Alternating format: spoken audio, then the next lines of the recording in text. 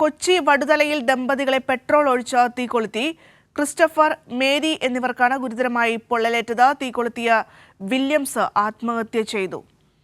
അർച്ചനയുണ്ട് വാർത്തയുടെ വിശദാംശങ്ങൾ നൽകുന്നതിനായി. അർച്ചന, എപ്പോഴായിരുന്നു ഈ സംഭവം ഉണ്ടായത്? എന്താണ് ഇത്തരത്തിലൊരു പ്രകോപനത്തിന് കാരണം?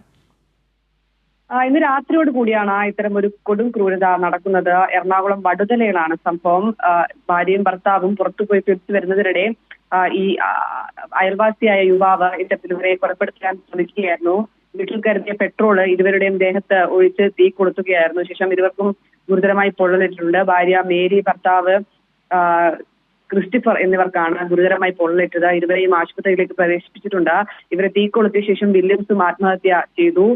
എന്തായാലും ഇത്തരത്തിൽ വഴിത്തർക്കം മൂലമുണ്ടായ തർക്കമാണ് ഇങ്ങനെ ഒരു വ്യക്തിവൈരാഗ്യത്തിലേക്ക് നയിച്ചതെന്നാണ് പോലീസിനെ സംബന്ധിച്ച് വ്യക്തമാകുന്നത്. എന്തായാലും പോലീസ് ഉൾപ്പെടെ സ്ഥലത്ത് എത്തുന്നതേ ഉള്ളൂ. എന്തായാലും ഇരുവരെയും ആശുപത്രിയിലേക്ക് മാറ്റിയിട്ടുണ്ട്. ഈ യുവാവ് ആത്മഹത്യ ചെയ്യുകയും ചെയ്തിട്ടുണ്ട്. മാത്രമല്ല നേരത്തെയും ഈ യുവാവ് സഹോദരനെ അടക്കം ആക്രമിക്കാൻ ശ്രമിച്ചിട്ടുണ്ട് എന്ന് നാട്ടുകാർ തന്നെ പറയുന്നുണ്ട്. അത്തരത്തിലൊരു അക്രമകാരിയായ ആളാണ് അദ്ദേഹം എന്ന് നേരത്തെ തന്നെ നാട്ടുകാർ ഇത്തരത്തിൽ പരാതിപ്പെടുകയും ചെയ്തിട്ടുണ്ട്.